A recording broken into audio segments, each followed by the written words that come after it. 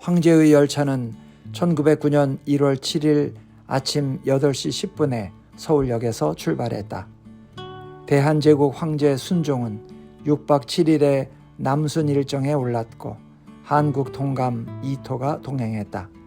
황제는 왕자 의양군과 국내부, 승령부, 장례원, 규장각, 탁지부, 내각, 군부, 학부, 법부 등에서 고위직 90명가량을 수행원으로 거느렸다. 이토는 통감부 고위직과 주둔군 장교들을 데리고 나왔다. 출발하기 전에 황제는 칙령을 내려서 순방지에 선현들의 사당을 보수하고 묘역을 가지런히 할 것을 지시했다. 순행에 앞서 황제는 조서를 내렸다. 짐은 지난해에도 종묘사직에 공경이 맹세하고 조금도 게을리하지 않았건만 지방의 소란이 안정되지 않고 이 추위 속에서 백성의 갓난은 끝이 없으니 가슴 아프다. 그래서 단연코 분발해서 여러 관리들을 데리고 지방을 시찰하여 백성들의 고통을 알아보려 한다. 통감, 공작 이토 히로부미가 특별히 짐을 수행하면서 도와주고 있으니 너희들 높고 낮은 신하들과 백성들은 그리 알도록 하여라. 열차가 출발하기 전에 역 군의 응접실에서 순종은 이토를 접견했다. 이토가 수행원을 물리치고 순종 앞에 나와 인사했다. 폐하, 저의 소총을 받아들이시어 이처럼 추운 날씨에 원행에 나서시니 만민의 복이옵니다. 순행하는 뜻을 이미 조서로 백성들에게 알렸소. 통감께서 동행하시니 든든한 바 있소. 이토는 얼굴을 펴서 웃었다. 이토의 웃음은 얼굴에 가득 퍼졌다가 삽시간에 사라졌다. 이토는 말했다. 순행은 군주의 덕과 위엄을 보이는 일입니다. 일본의 메이지 폐하께서도 자주 순행하시어 백성을 살피십니다. 본 통감은 메이지 폐하의 뜻을 받들어 황제 폐하를 수행하게 되었습니다. 이로써 두 나라 황제의 뜻이 혼연일치함을 내외가 알게 될 것입니다. 통감께서 우리 황태자를 일본 천황폐하께 인도하여 주신 노고를 잊지 말라고 우리 신료들과 백성들에게 일러놓고 있소이다. 이토는 또 웃었다. 붉은 얼굴에 흰 이가 드러났다. 황태자 전하께서 천품이 영특하시어 일본에 오신 뒤 학문이 일취월장한다고 들었습니다. 메이지 폐하께서도 자주 불러서 가까이 하시고 자해하고 계십니다. 시종장이 들어와서 열차 출발 시간을 고했다. 순종과 이토가 열차에 올랐다. 승강장에 도열한 주둔군 의장대가 총을 받들어 경례했고 백성들이 역 건물 밖에서 만세를 불렀다. 열차가 한강철교를 지날 때 머리 위로 쇳덩어리들이 다가오고 지나갔다. 순종은 쿵쾅거리며 달리는 쇠부치의 리듬을 전신으로 느꼈다. 이것이 쇠로구나. 쇠가 온 세상에 깔리는구나. 순종은 차창 밖 쇠덩이 너머로 한강을 바라보았다. 한강은 행주 쪽으로 아득한 강폭을 벌리면서 굽이쳤다. 하류 쪽은 멀어서 하늘에 닿아 보였고 그 너머에 잔산의 봉우리들이 그림자처럼 어른거렸다. 모래톱에 겨울 철새들이 내려앉아서 햇볕을 쬐이고 있었다. 새들도 임금의 백성일 것이라고 순종은 생각했다. 이것이 한강이로구나. 이 넓은 물을 쇠부치가 건너다니는구나. 이렇게 가면 고을들이 잇따라 나타나는구나. 쇠부치에는 말을 붙일 수가 없었다. 쇠부치의 차가움과 한강의 크기에 순종은 불안했다. 열차가 수원을 지났을 때 이토는 수행무관을 불러서 순종에게 아련을 청했다. 순종은 허락했다. 순종은 테이블을 사이에 두고 이토와 마주 앉았다. 이토는 테이블 위에 지구의를 올려놓았다. 이토가 차창 밖으로 시선을 주며 말했다. 조선의 산천은 참으로 수려합니다. 산천은 헐벗어 있었다. 빈 들판에 눈이 쌓였고 바람이 불어서 눈을 몰아가고 있었다. 들판에는 인기척이 없었다. 순종도 창밖을 내다보며 말했다. 산천은 옛날과 같으나 민심이 들떠서 소요가 계속되니 걱정이요. 이토가 말했다. 심려하시는 뜻을 알고 있습니다. 이번 순행으로 조선과 일본이 우애로움을 백성들이 알게 되면 소요는 가라앉을 것입니다. 그러기를 바라오. 이걸 보십시오.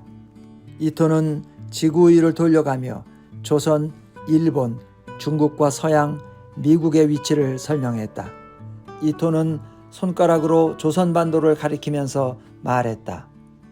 지금 폐하께서는 서울에서 부산으로 가고 계십니다. 부산에서 시모노세키까지는 기선으로 바다를 건너가고 거기서부터 도쿄까지는 철길로 연결되고 조선에 깔린 철길은 서울에서 신의주로, 신의주에서 압록강을 건너서 하얼빈으로, 하얼빈에서 러시아로 연결되고 있다고 이토는 설명했다. 순종은 눈을 가늘게 뜨고 지구 위를 들여다보았다. 이토는 또 말했다. 땅이 아닌 곳은 모두 물입니다. 기선은 모든 물을 건너갈 수 있습니다. 지금 일본의 메이지 폐하께서는 이 세계의 바다와 대륙을 들여다보고 계십니다. 일본의 군주가 물을 들여다본다는 것이 무슨 말인가를 물으려다가 순종은 머뭇거렸다. 이토는 계속 말했다. 지금 철로가 깔렸으므로 조선과 일본은 하나가 되어 세계로 나아갈 수 있습니다. 쇠가 이 세상에 길을 내고 있습니다. 길이 열리면 이 세계는 그 길 위로 계속해서 움직입니다.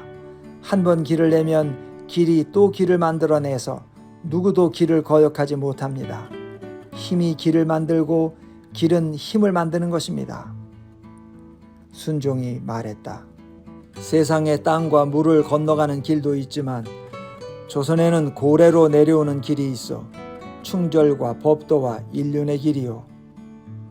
순종이 입을 벌려서 말할 때 빠진 이 사이로 입안의 어둠이 보였다. 이토는 그 어둠 속을 들여다보았다. 이토는 말했다. 일본 또한 그러합니다. 고래의 길이 현재에 닿아서 미래의 길로 나아가고 있습니다. 이 철로가 그 길입니다. 순종이 말했다. 그렇다면 상서로운 일이요. 열차가 충청도 성안역에서 정차했을 때 거기까지 수행해온 일본인 주둔군 헌병대장이 순종에게 하직하고 돌아갔다.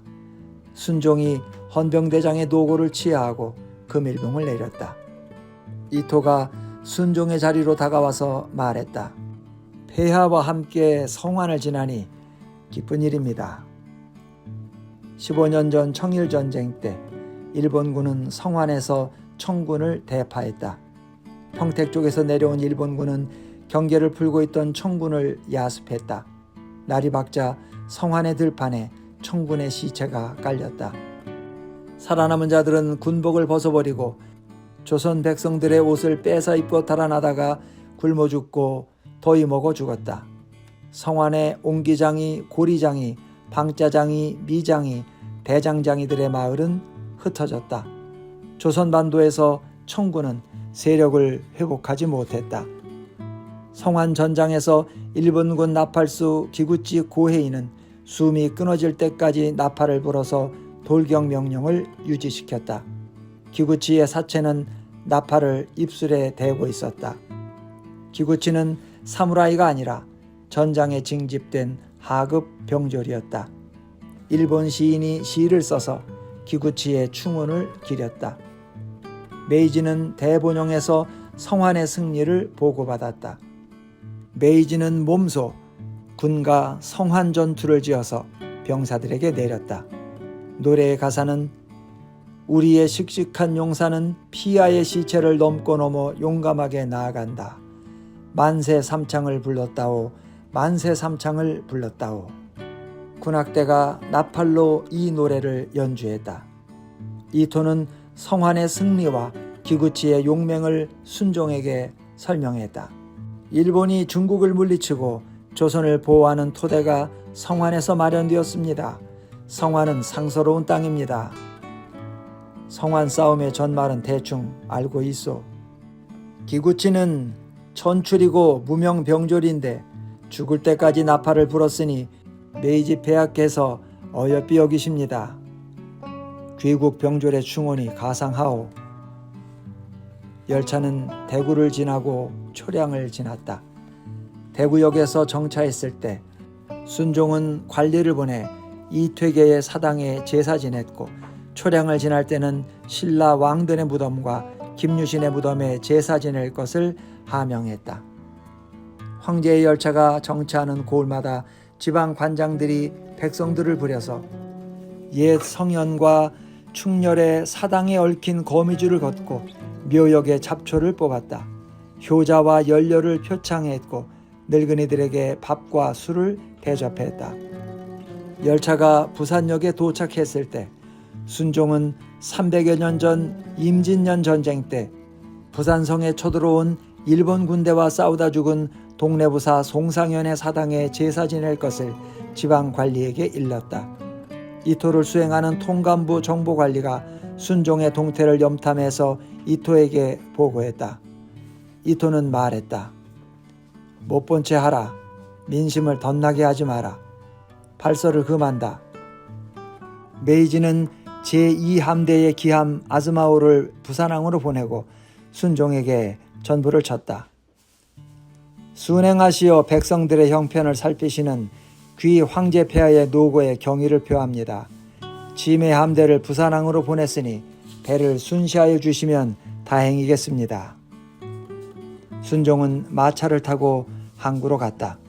이토의 일행을 태운 마차가 순종의 마차를 뒤따르고 있었다.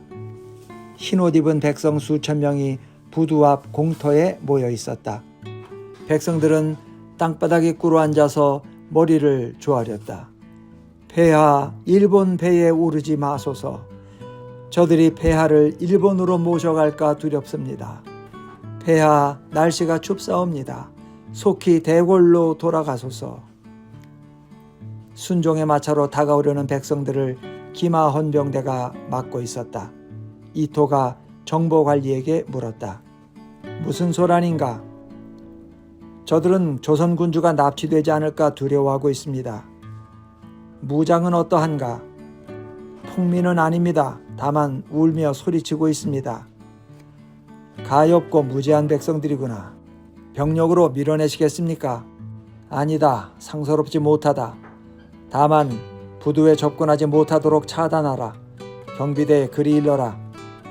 순종의 마차는 군중이 모인 공터를 우회해서 부두에 닿았다. 기암 아즈마오는 멀리서도 보였다. 아즈마오는 인정전보다 더 커 보였다. 쇠로 된 선체가 햇빛에 번쩍거렸고 높이 걸린 우길기가 펄럭였다. 깃발에서 붉은 기운이 사방으로 뻗쳐나가고 있었다. 저것이 물을 건너다니는 배로구나. 순종은 숨이 막혔다. 순종이 이토와 함께 기함에 올랐다. 제2함대 사령관이 참모들을 거느리고 승선장에 도열해서 경례를 올렸다. 군악대가 주악을 울렸고 기함이 포신을 들어서 예포를 쏘았다.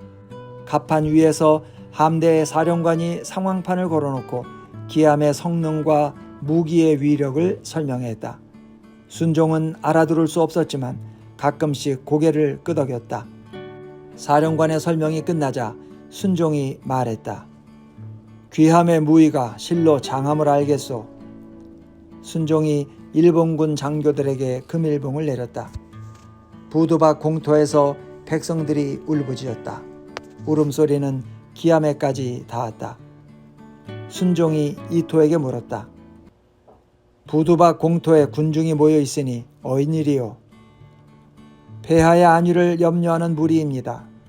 이제 군함에 오르셨으니 만안하십니다. 순종은 더 이상 묻지 않았다.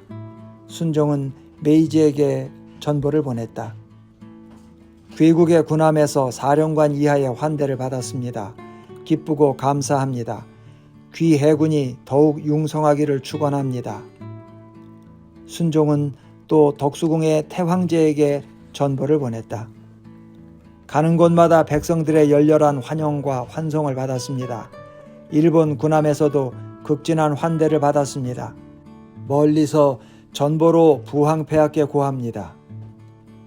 황제의 열차는 마산을 거쳐서 1월 13일에 서울로 돌아왔다. 서울역에 도착하자 순종은 덕수궁으로 가서 태황제에게 문안하고 대궐로 돌아갔다. 조선 황제와 이토 통감의 남방 순행은 일본 제국의 문명화된 우호 정책을 조선 민중과 세계 만방에 이해시키는 전기가 되었고, 일본 천황이 보낸 함대의 위용으로 조선 황제를 영접함으로써 강과 약 사이의 친선을 과시한 것으로 통감 관방의 보고서는 평가했다.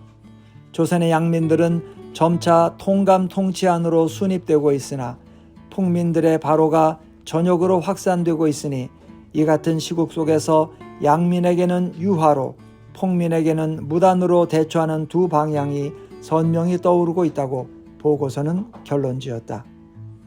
남양에서 돌아온 다음 날 이토는 통감부로 출근해서 보고서를 읽었다. 통감 관방의 보고서는 종합과 분석이 부실하고 보고자의 의견이 돌출해 있었다. 판단을 미리 하지 마라. 귀관들은 사실과 의견을 분리해서 보고하라. 뒤섞지 마라. 라고 이토는 늘 지시했으나 충성의 앞자리를 다투는 관료들은 스스로의 말에 현혹되어 통감의 지시에 미치지 못했다. 통감 관방의 보고는 틀린 말은 아니었지만 뻔한 소리여서 하나마나 했다. 이토의 책상 위에는 남행 때 일본인 사진사를 시켜서 찍은 사진들이 놓여 있었다. 이토는 사진사에게 사진의 구도와 초점을 미리 지시했다. 이토의 지휘로 일본 기암에서의 영접 의전은 선실이 아닌 갑판에서 열렸다. 테이블 중앙에 이토와 순종이 나란히 앉고 그 양쪽으로 해군 장교들과 관료들이 마주 앉았다. 사진에 기암의 크기와 포신의 힘이 드러나고 포신을 배경으로 순종의 표정이 편안하게 나타나고 배전 너머로 수평선이 지나가게 구도를 잡으라고 이토는 종이에 그림을 그려가며 사진사에게 지시했다. 이토는 사진사에게 근접 촬영을 허용했다. 사진은 대체로 지시사항을 담아내고 있었다.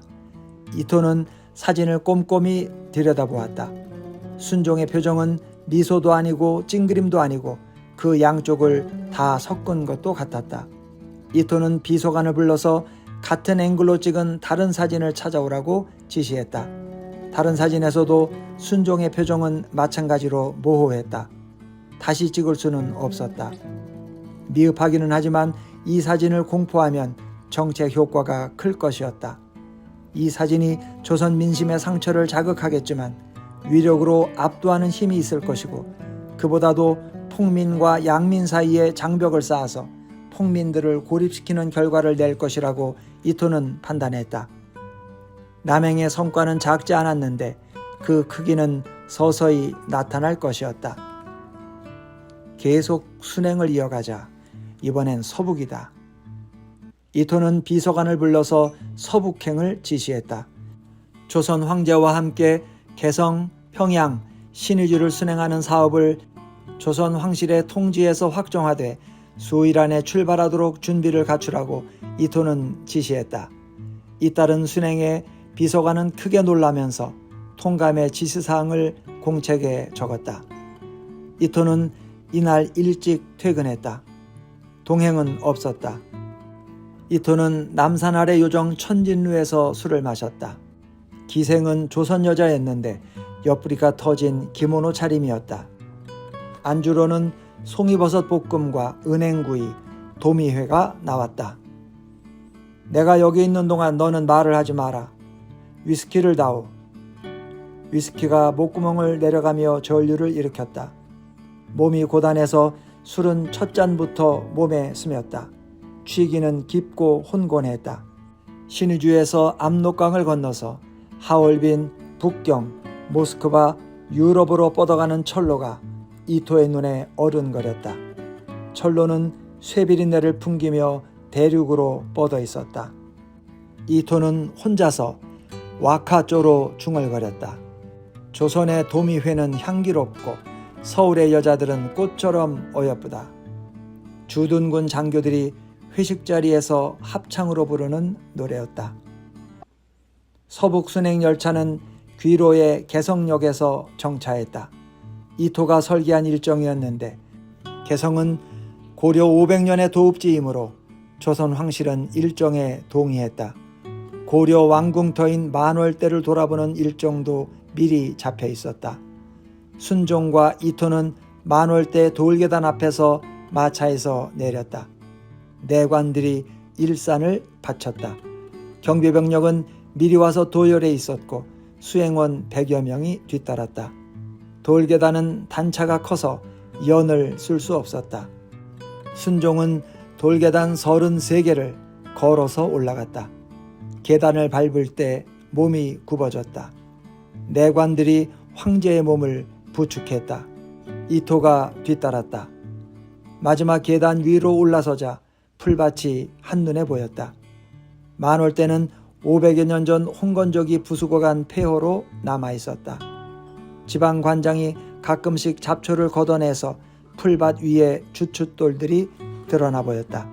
송악산의 부드러운 능선이 멀리서 만월대를 외호하고 있었는데 주춧돌들은 풀밭을 건너서 산 밑까지 이어져 있었다. 정전인 회경전의 자리는 그 산 밑이었으므로 수많은 문로를 지나서야 닿을 수 있었음을 주춧돌들이 말해주고 있었다. 주춧돌마다 목재 기둥을 받치던 홈이 파였고 무너진 전각들의 환영을 하나씩 이고 있었다. 순종은 주춧돌의 대열 사이를 걸었다. 일산이 바람에 펄럭여서 내관들이 쩔쩔맸다. 이토가 말했다. 고려조의 폐허를 보니 500년 전 홍건적의 말 울음소리가 들리는 듯합니다.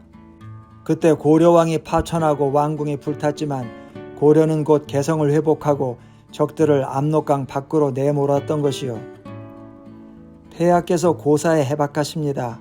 400년을 경영해온 고려 대궐이 무너진 지 또 500년이 지나서 이처럼 풀밭이 되었습니다. 주춧돌을 보니 심란하오. 이토가 고개를 돌려서 순종을 힐끗 쳐다보았다. 심란하실 테지요. 그러나 돌들은 이제 고요합니다. 세월이 지나고 보면 폐허가 오히려 편안해 보이는군요. 라고 말하고 나서 이토는 소리내서 웃었다. 순종은 고개를 숙여서 주춧돌을 들여다보면서 천천히 걸었다. 큰 구도가 필요하다. 폐허를 크게, 조선 황제를 작게 나타내라고 이토는 만월대 돌계단 앞에서 일본인 사진사에게 명령했다. 이토는 손짓으로 송악산 능선과 계단을 가리키며 지시했다.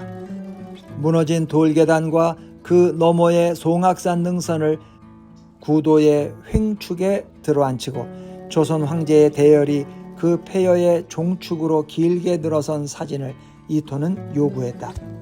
미리 현장을 답사한 사진사는 이토의 요구를 무리 없이 소화해냈다. 사진사는 멀리 떨어져서 카메라를 설치했다.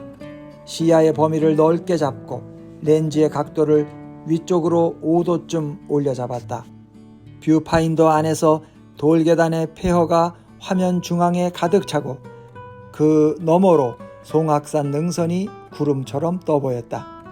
조선 황제의 얼굴이 또렷이 보이지는 않았지만 일산이 받쳐져 있어서 거기가 황제의 자리임을 알 수 있었다. 이토는 그 옆에 희미하게 보였고 군도를 찬 일본군 장교가 그 앞에서 대열을 인도하고 있었다. 돌계단을 내려오느라고 황제의 대열은 흐트러졌다. 대열이 폐허를 배경으로 종축을 이루었을 때 사진사는 셔터를 눌렀다.